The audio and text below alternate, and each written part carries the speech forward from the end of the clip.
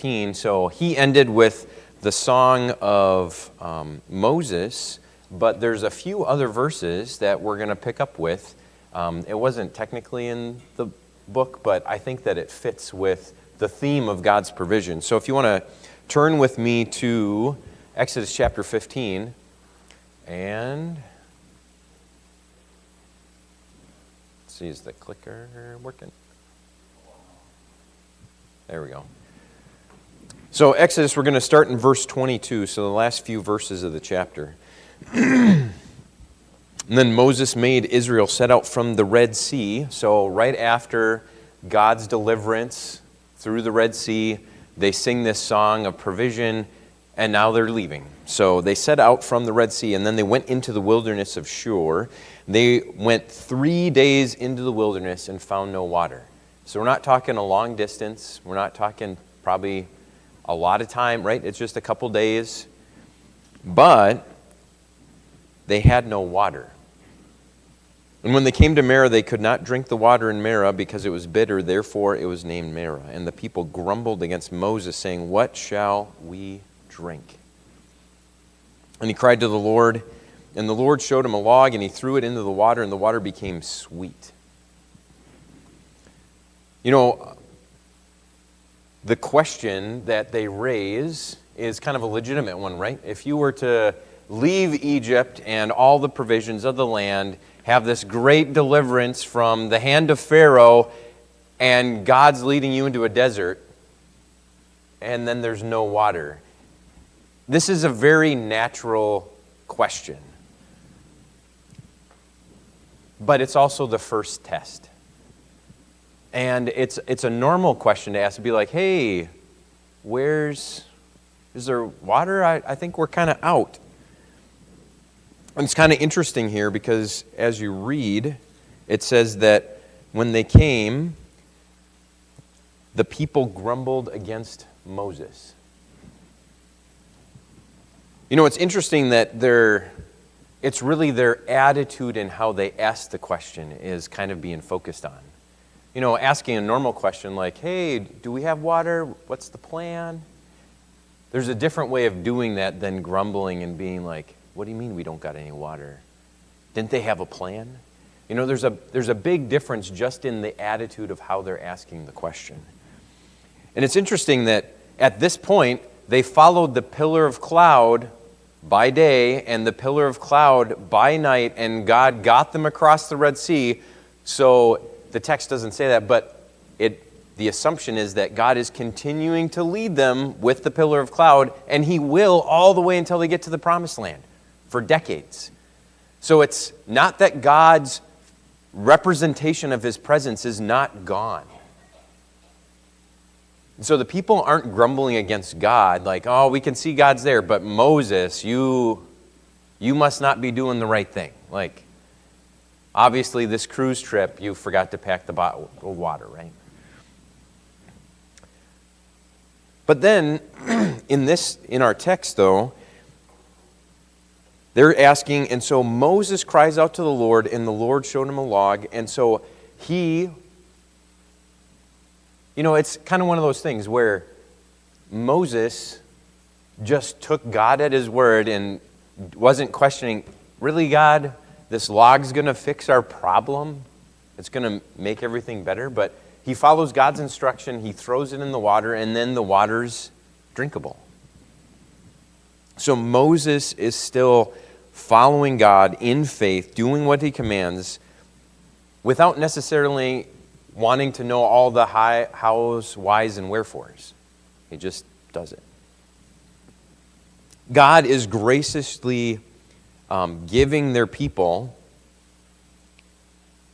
something that they need and kind of something that they're asking for, even if it's not in the right spirit. So then, going on with the rest of the chapter, which is the remainder of verse 25, there the Lord made for them a statute and a rule, and He tested them, saying, if you will diligently listen to the voice of the Lord your God and do that which is right in His eyes and give ear to His commandments and keep His statutes, I will put none of the diseases on you that I put on the Egyptians, for I am your healer.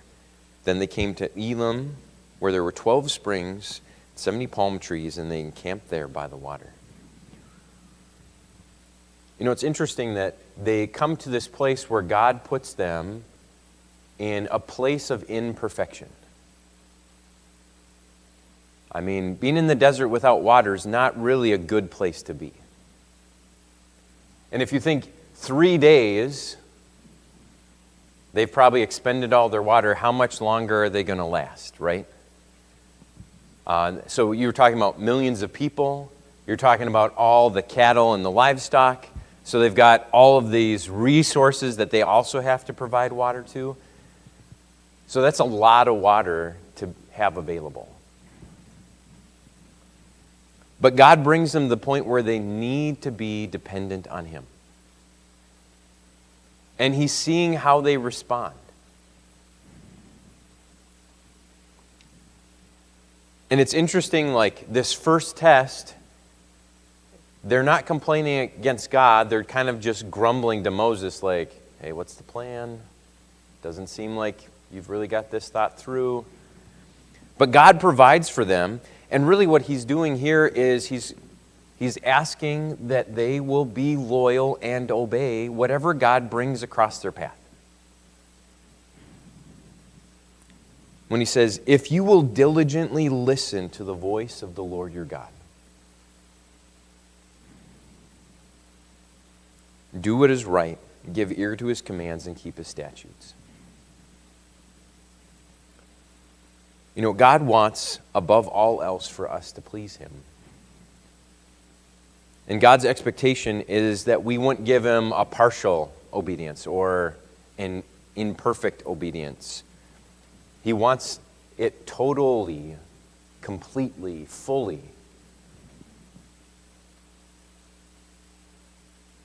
You know, it's kind of interesting. There's the last little piece. He says, and if you do this, I will put none of the diseases on you that I put on the Egyptians, for I am the Lord your God, the healer.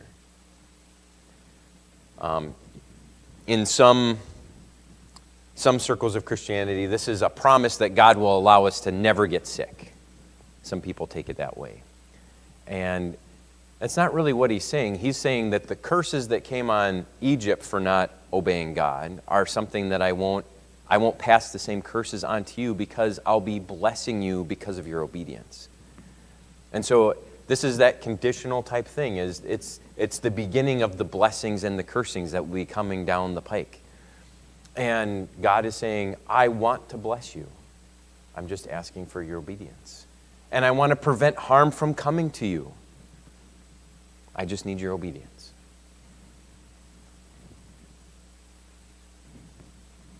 You know, being free of worry of God's judgment is really simple. We just have to do everything right, the way that He wants it, right? And in one sense, it's not that complicated, and yet our heart pulls us in every other which way and direction often. But God does try to keep it simple for us. So there's a little bit to ending Exodus, and we see God providing to meet the needs of His people, even when they're not quite where He wants them to be yet. But isn't that true how He responds to us? Are we really where He wants us to be yet? I know I'm not. And yet God still provides good things to me, even if I cry out in the wrong way. But God will often bring us to that testing point to see how we will respond to Him. Any thoughts and questions as we wrap up chapter 15? Yes, ma'am.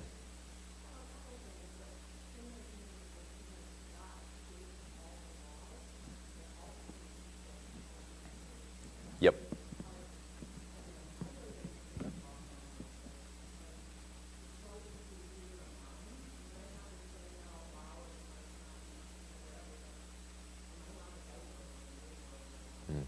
Yeah. Yeah. Well, and here they're kind of doing it indirectly, right? Because they're complaining to Moses. But are they really complaining to Moses? They're not, because Moses is just doing what God's asked him to do. And sometimes I think that we can often do that too, like we'll complain indirectly instead of taking it to God the way that we should. And Moses is God's representative on earth. So like he's kind of the natural conduit to like communicate with God in that way. And so they're trying to do it and figure it out. But I mean, it's only 3 days in. They just saw God do all of the wonders in Egypt. He safely got them to the Red Sea.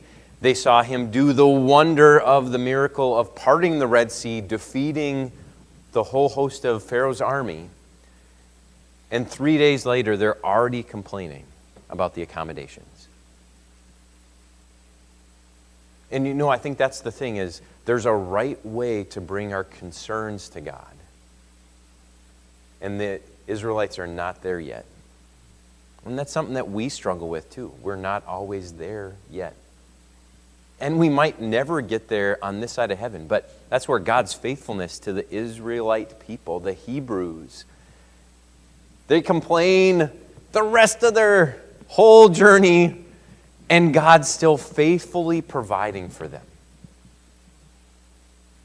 It's just crazy.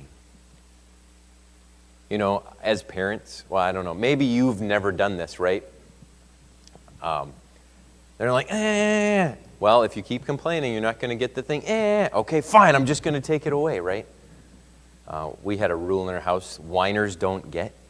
I don't know if anybody else had that rule, but like it was pretty hard and fast. Like as soon as they started crying or whatever, it's like, sorry, you lost it. But God's not doing that with the Hebrew people. Not yet anyway. So, chapter 15, that's the end of chapter 15. We'll move on to chapter 16 because God continues to provide for his people.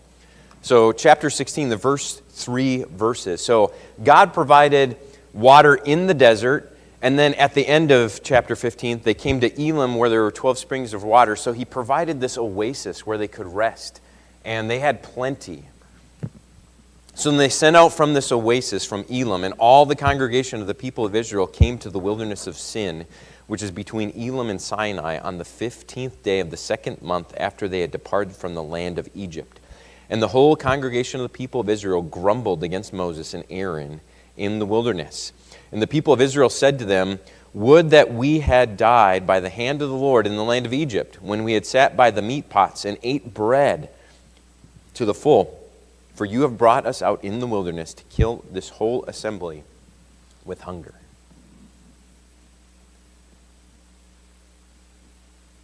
So, anybody keeping track of biblical timeline? How long is this from setting out from Egypt? So when it says the 15th day of the 2nd month, if you recall going back, God said this will be the first day for you at Passover. So they are literally, like the first month happened, and they're 15 days into the 2nd month, but they didn't leave right away. Like Passover happened, and they gathered all the resources, and this is literally like 30 days later. 3 days in, we're complaining about water. Now it's interesting, at what point do you need water? About 3 days in. How long does a body kind of typically go without food? About a month. So they're about 3 days in for water. They're about a month in for food, right? And they're complaining about these basic necessities. Now, do they have the day-to-day sustenance that they normally had in Egypt? No, they don't. They're in the desert. And somehow 30 days in, whatever they had brought along, their supplies, they're probably running out. They're probably getting low. They probably don't have any more fresh fruit, right? Whatever it is. So the whole congregation of the people of Israel grumbled against Moses and Aaron in the wilderness because they didn't have meat, and they didn't have bread.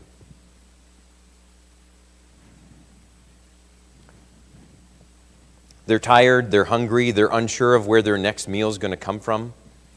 They're longingly looking back at their life in Egypt where things were stable, things were secure. They knew where their next meal was coming from. And they kind of come to the conclusion that a full belly in slavery in Egypt would be better.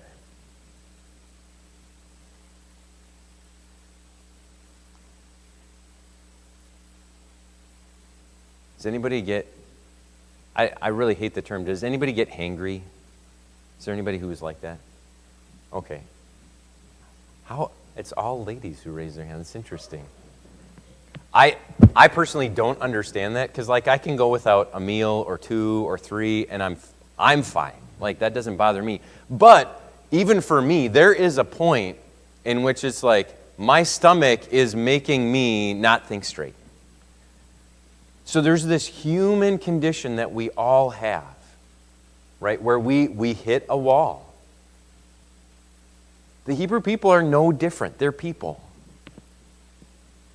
But they're getting to the point of, hey, we've gone 30 days now, and we're kind of running out of the good stuff. Don't you think it'd be better if we just turned around and went back?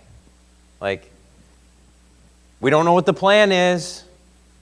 But again, this kind of goes back to, how are you approaching with your attitude? When you hit those times where you're hitting walls, they're starting by not asking the questions. They're starting by complaining. Full-grown adult people, the whole congregation.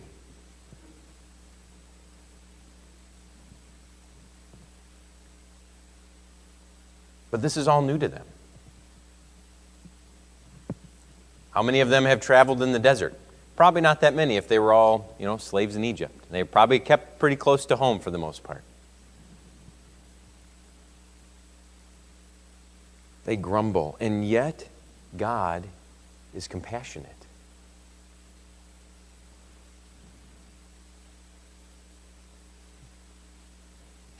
God's response is like a father tending his child.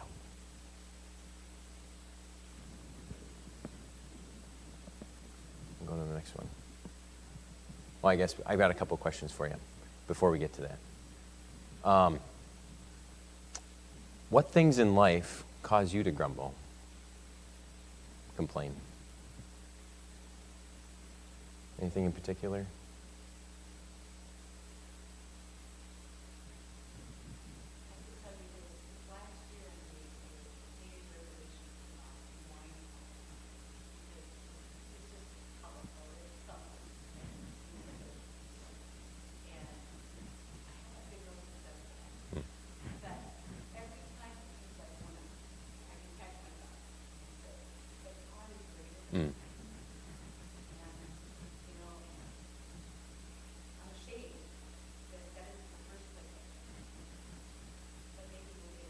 Yeah.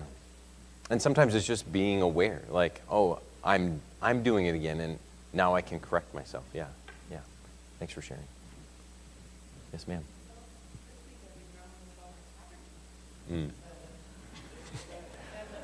You and everybody, I think.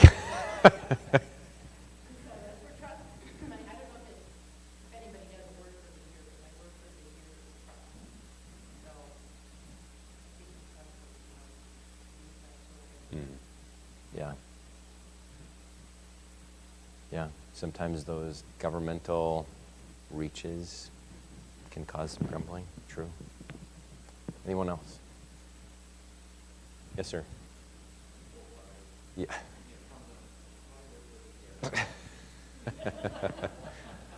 Yeah. And yet God created it to be good somehow, right? Yeah.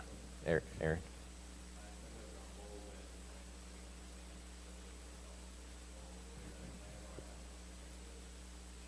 Yeah. Yeah. Hanging doors, that's mine. I hate hanging doors. Sarah?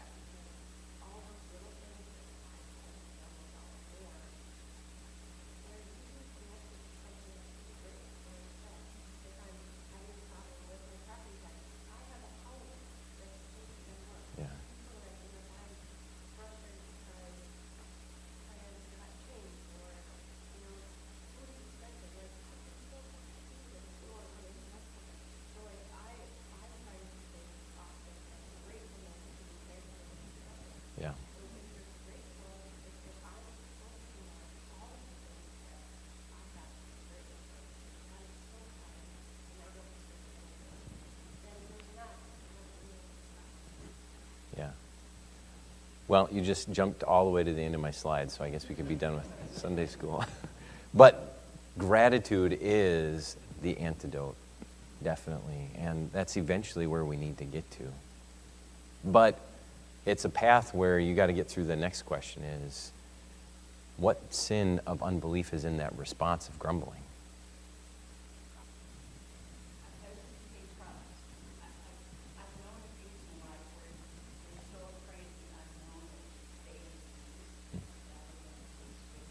Right.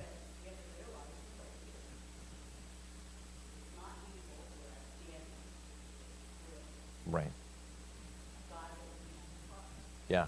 Well, and it's that idea of you're trusting, but you're also relinquishing control. So, like even as they're complaining, we should go back to Egypt. We can give control back to the Egyptians, but we can then control what we're controlling and who's controlling us because we want the things that they were giving to us.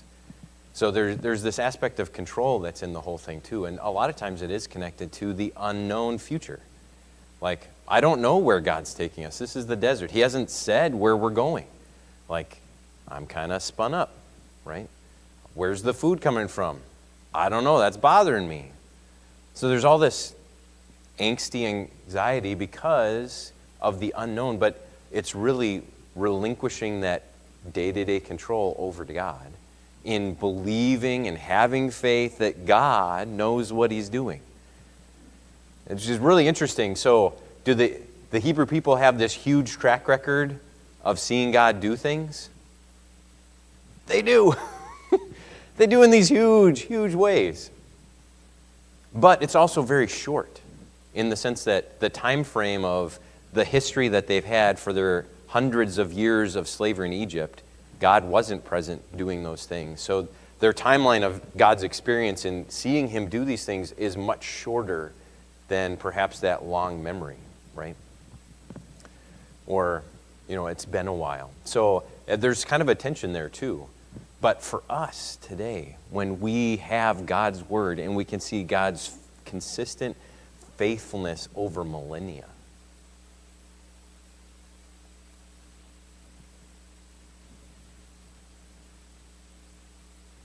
sometimes we still have unbelief, even though we have all of that truth right there in front of us. Yes, ma'am.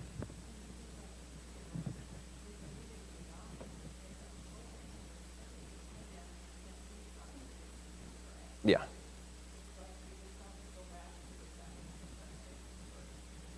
Mm-hmm. Right. Yeah, and that's exactly what the Israelites are struggling with. Like, we don't have meat and bread. We should just go back to Egypt. God, obviously, He can part Red Seas, but man, I don't know about this food stuff. So, moving on to verses 4 and 5. Then the Lord said to Moses, "Behold, I am about to rain bread from heaven on you, and the people shall go out and gather a day's portion every day, that I may test them whether they walk in my law or not. On the 6th day, when they prepare what they bring in, it will be twice as much as they gather daily." So Moses and Aaron said to all the people of Israel, "At evening you shall know that it is the Lord who brought you out of the land of Egypt."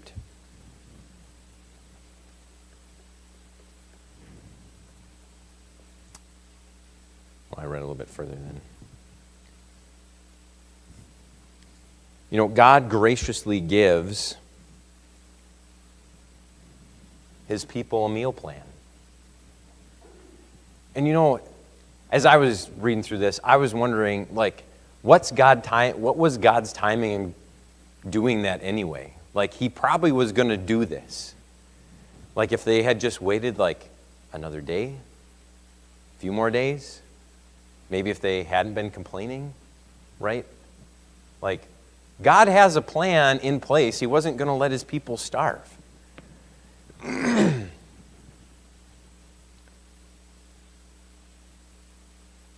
don't know. There's a lot of correlation here. When we pray, "Give us today our daily bread, and lead us not into temptation." Here, God is literally giving them their daily bread, each and every day. consistently.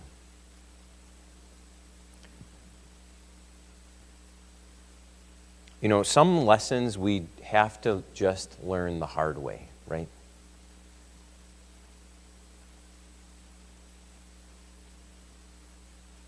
I mean, so Zach's starting to do driver's ed, and we're entering that new phase in life. And I keep thinking about, I should probably get him out so that he can learn how to drive on snowy roads. But I don't want him to learn the hard lesson that if you're not watching yourself on the corner, you're just going to, the laws of physics are going to take over, right? Like, we haven't gotten to physics in school yet with him. So, like, there's a lack of knowledge. But sometimes you only learn those lessons by doing it. We were just in Minnesota yesterday, and we drove past the corner in which I learned that physics lesson. So I was explaining that to my kids when I was a younger man. Sometimes we only can learn by doing things, right? You have to get out there, and you have to learn the lesson by struggling, by being tested. You know, sometimes we ace tests. Sometimes we struggle through them. Right now, the Hebrew people are kind of, I don't know, what kind of grade are they getting right now? I mean, they're following, so they haven't cut and run, but they're kind of hitting these points where it's like, it's kind of pinching a little more. And really, it's trusting God's sufficiency instead of their own. They're struggling with that. You know, sometimes we struggle with that too.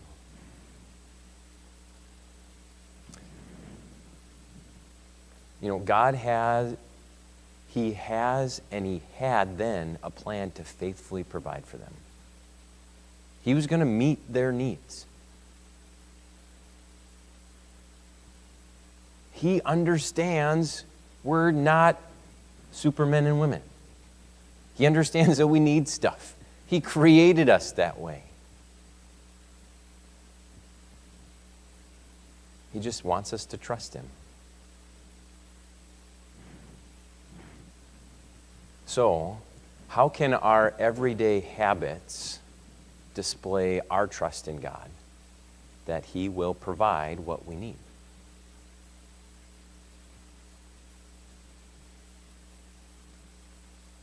What do you think?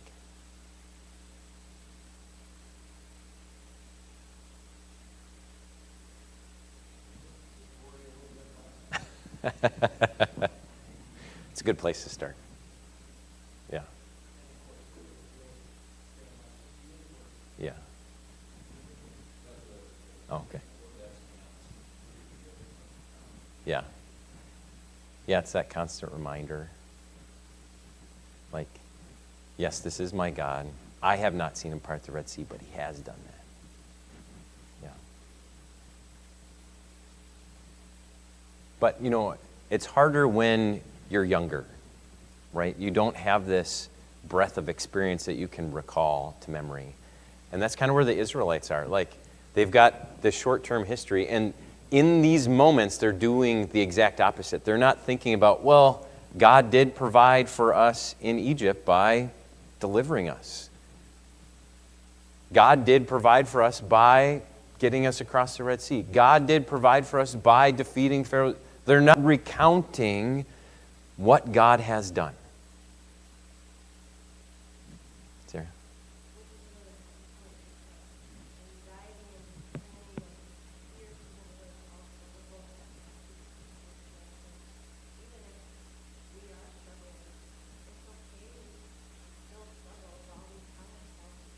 Mm-hmm. Yeah.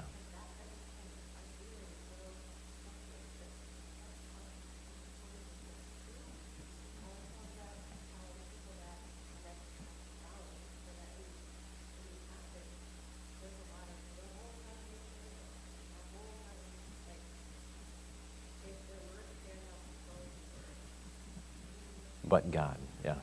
Mm-hmm.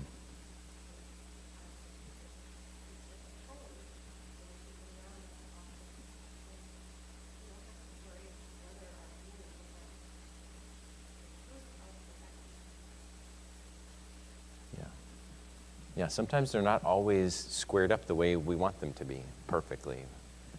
But that's where we have to take the time to keep grounding our mindset where it needs to be in the moment. And there are those lean times. I mean, it probably was lean for them to get to the point where they're complaining now 30 days later. I mean, they had whatever they needed before that point, so I'm okay. But there's the point where they're like, it's not really okay anymore. You know, like when you get that diagnosis from the doctor, this is not okay anymore. And I don't know how to trust God because I can't see the future. I don't know what's coming next. And the Israelites are normal human beings right now. We just have to have that caution that we don't turn it into grumbling and complaining. That's hard. Everyone struggles with that. So moving on. Oh, go ahead, Dave.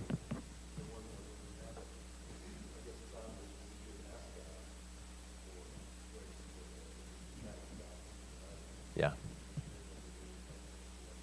Mm-hmm.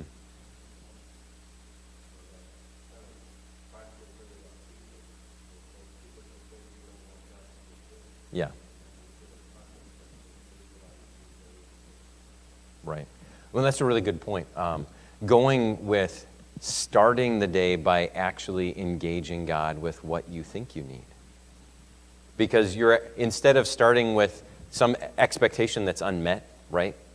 Instead of taking it to God and saying, God, here is the expectation I have. I need to turn it over to you. Because we just carry it around and then we're like, this isn't happening. Well, who's the one we need to talk to about that, right? And that's a little thing. But if we start with God, taking it to God, and then at the end of the day, even if that's not met, saying, God, the need that I wanted wasn't met, but you have been faithful today. Ending the day with that turning back to God in what you can be thankful for and grateful for, and remind yourself of whatever God's faithfulness has been throughout the day because He's provided that to you. I mean, all the Israelites, even just taking their wandering in the wilderness, right? We've been 30 days. People aren't complaining about the heat. People aren't complaining about the mosquitoes. People aren't complaining about the sunburns. Like, that's not what comes up. So God is providing all of these other things for them to the point that the only thing that we hear them complaining about at this point is the accommodations and food. Now, we're not quite getting what we want. It's not like what we had. And yet everyone is still functional. They're still moving forward. God's still meeting the needs that in the moment to get them where they need to be. So moving on, chapter 16, verses 6 through 12. So Moses and Aaron said to all the people of Israel, at evening you shall know that it was the Lord who brought you out of the land of Egypt. And in the morning you shall see the glory of the Lord, because He has heard your grumbling. Against who? Against the Lord. They're grumbling to Moses and Aaron, but Moses and Aaron know that they're just a pass-through conduit. Grumbling to the Lord has heard you. For what are we that you would grumble against us? And Moses said, when the Lord gives you in the evening meat to eat, and in the morning bread to the full, because the Lord has heard your grumbling, that you grumble against Him, what are we? Your grumbling is not against us, but against the Lord. Then Moses said to Aaron, say to the whole congregation of the people of Israel, come near before the Lord, for He has heard your grumbling. And as soon as Aaron spoke to the whole congregation of the people of Israel, they looked toward the wilderness, and behold, the glory of the Lord appeared in the cloud. And the Lord said to Moses, I've heard the grumbling of the people of Israel. Say to them, at twilight you shall eat meat, and in the morning you shall be filled with bread, and then you shall know that I am the Lord your God.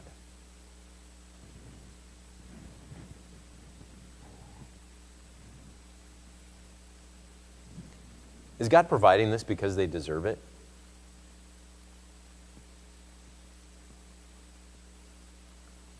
Why is He providing them food? He did. That last statement. Why is He providing them food? So you know that I am the Lord your God. Why did I pull you out of Egypt?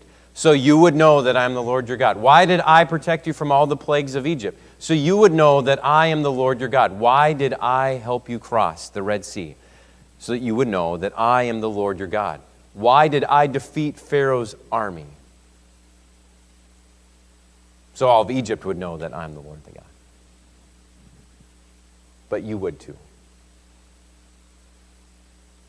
And now I am providing you the simple sustenance of bread and meat in a miraculous way so that you will know that I am the Lord your God.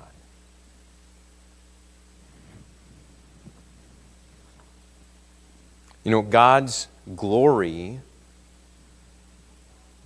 is the thing that God cares about the most.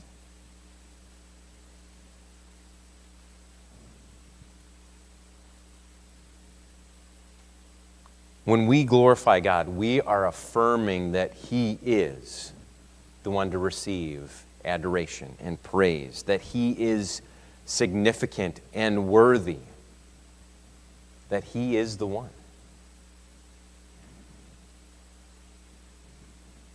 But this physical, limited realm in which we live so easily distracts us. We are tied to it for our sustenance and our subsistence. We get hungry. We get tired. We get thirsty. We get weary. We get weak. We get hurt. There's things that pull us away, pull our attention away, pull our focus away. But God will always act to reveal His glory.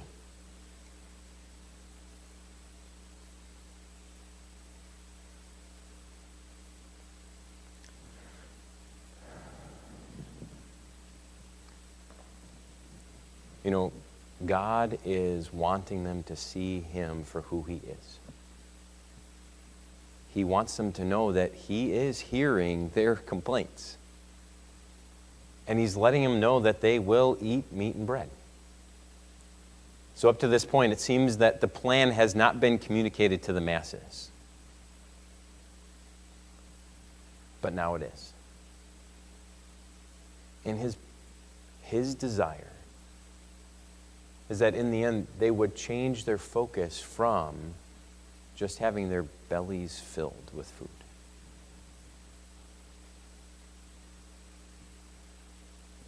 But their focus would be, what an amazing God I get to follow into the wilderness.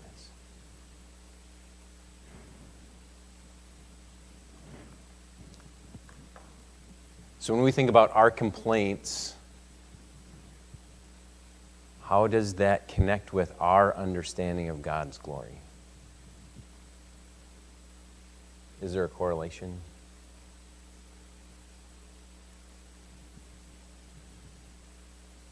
Yes, ma'am.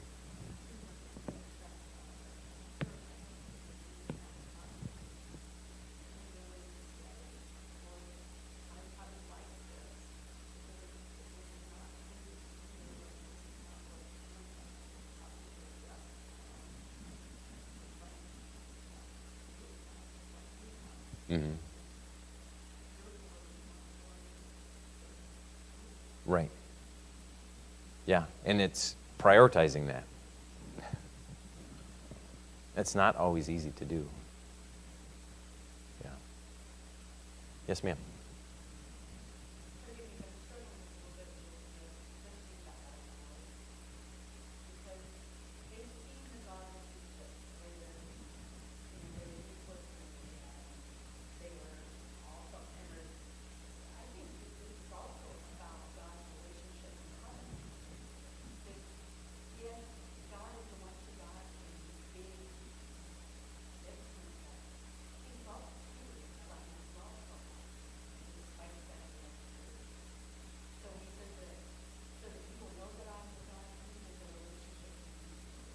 There is, and we have to remember that this is before God gives the Ten Commandments and the law to Moses. So this is pre that. And yes, and if you notice a couple times, it's that he might test them. So there's this, he's pulling them into difficult situations to see what they're made of. Yes, and he is preserving his people in that moment. But these particular people, he's testing, he's refining, and he's trying to get them to focus their attention because they're still stuck in Egypt. I mean, they're hitting this wall, and where are they looking? Are they looking to the God who delivered them from Egypt? No, it's, the food was so good. Yeah, right. But I mean, in the moment when, have you ever has anybody gone overseas, right? And you eat some food in someplace else, and you're like, that's just not quite like home. I remember traveling to Israel, and some of the food was great. And after being there for a few days, like a lot of it was very much the same, and it was kind of bland, and we were like, oh, this is... And like the first thing we wanted when we got back to the States was, yeah, exactly, a cheeseburger. And like even the cheapo McDonald's junk compared to like a real home grilled thing it was like, this tastes like home. And Israelites' stomachs are pulling them, like they're more connected to that than they are to God. And so God is trying to create this relationship, but he's putting some tension on it so that they will be choosing him. Dave? Yeah. Right.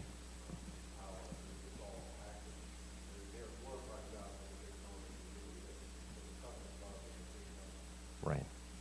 And so that they're developing this relationship, but as God's pulling them along, he's getting them to the point where he's giving them the opportunity to look at the whole picture and say, God has taken care of us this far, therefore.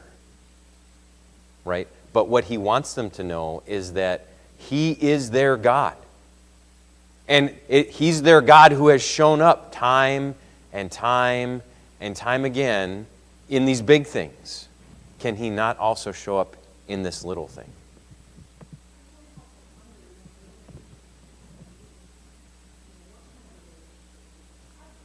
Yeah.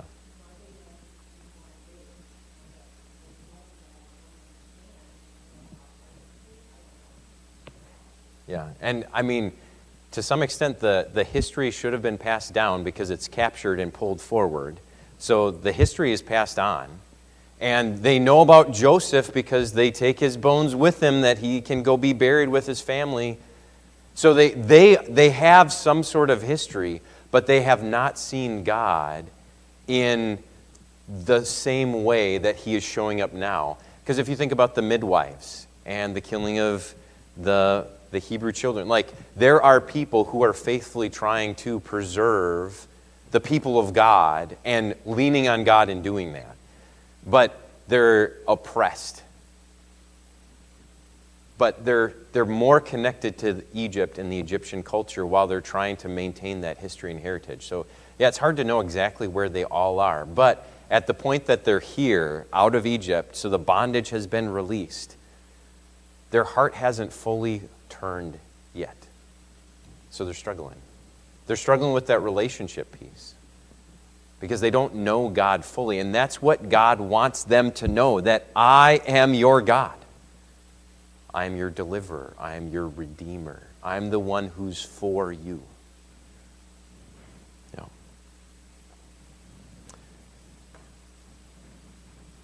Here it talks about God saying, in the evening you will have meat, and in the morning you will have bread. So he's directly answering their complaint. And he's doing it better than I would do it. Like, you're complaining, you're not getting that at, gruel and water or whatever. But God's like, no, I will give you exactly what you're asking for. He loves his people, even when they don't fully love him yet. And, it's that same story that we get, which connects to the provision of Christ for us at this time of year when we didn't deserve it. Our hearts were not fully turned towards God. And yet God provided what we needed in the hopes that we would turn our hearts towards Him and see that He is our God.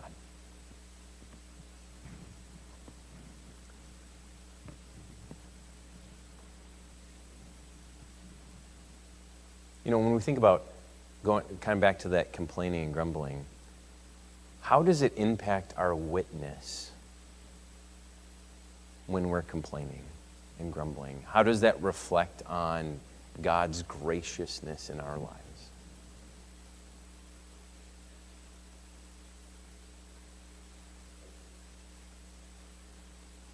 Any thoughts? Steve?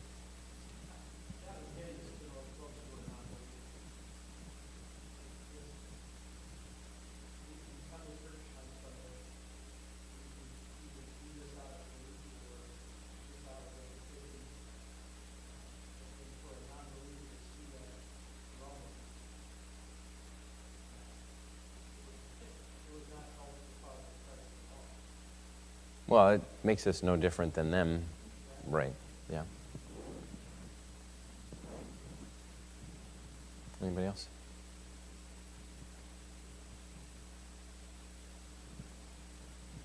Joel?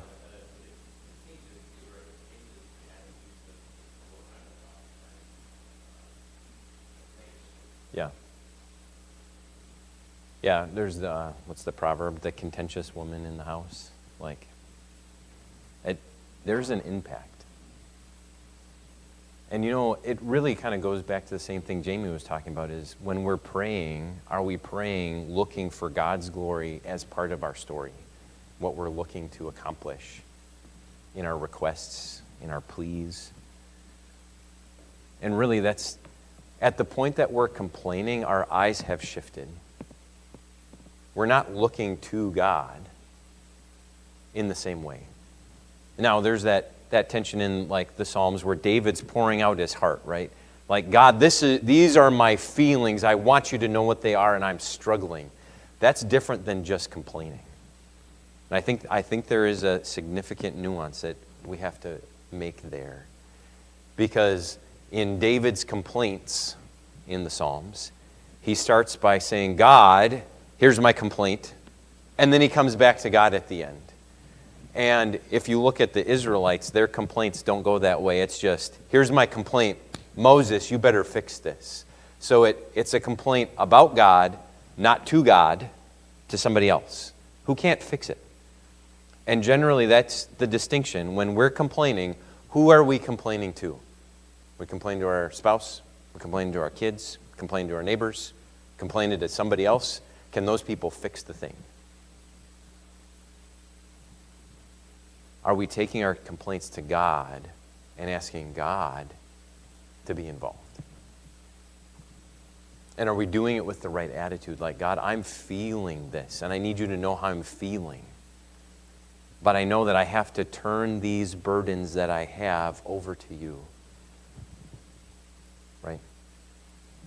And I think that when we complain, you know, if we're just complaining with our coworkers, and yet we're, in one sense, just complaining, and then we're like, oh yeah, I trust God. What are you trusting God for or to do? Right?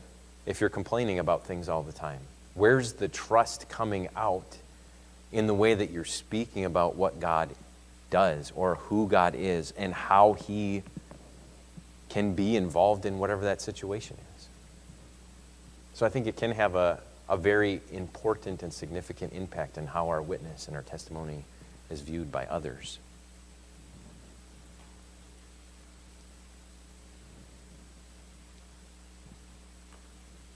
All right. If you were Moses, how would you handle this situation? Got people complain about you behind your back.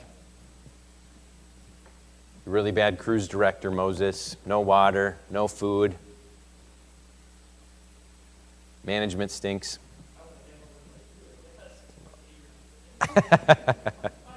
Yeah. Yeah.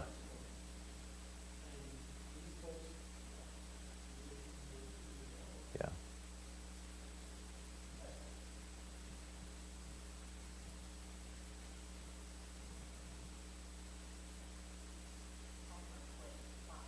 Yeah, like, hang it up. You figure it out. But I mean, in our own humanity, like, it would be hard to have like 1 million people show up at your door and be like, to the congregation, the people of Israel, they looked toward the wilderness, and behold, the glory of the Lord appeared in the cloud. God will reveal his glory. Now, did he reveal the glory the way the Israelites wanted him to or expected him to? I don't know. Will he always reveal his glory to us the way that we want or expect him to? Maybe not. But that doesn't mean that he won't. And for us, it's much more not, we're going to get the pillar of cloud in our backyard like, oh yeah, I see it. It's going to be, God's already poured himself out in all of these pages. And he wants us to do that due diligence of continually reminding ourselves that God is a glorious being who cares for us. And we need to remind ourselves of that. But then in verse 12, I've heard the grumbling of the people, and say to them, at twilight you shall eat meat. In the morning you shall be filled with bread. God directly meets their need.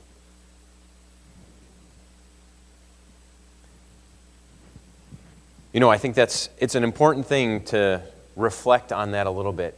Moses could do nothing, but the people complained to Moses. If we have a complaint, are we directing it to the right person? Can God handle every single complaint that we have? Absolutely.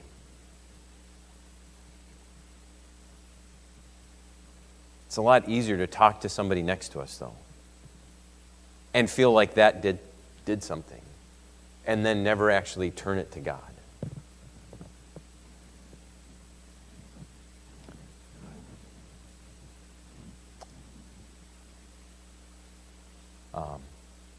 As we wrap up, as we think of kind of connecting this passage to how we think, how we feel, how we act,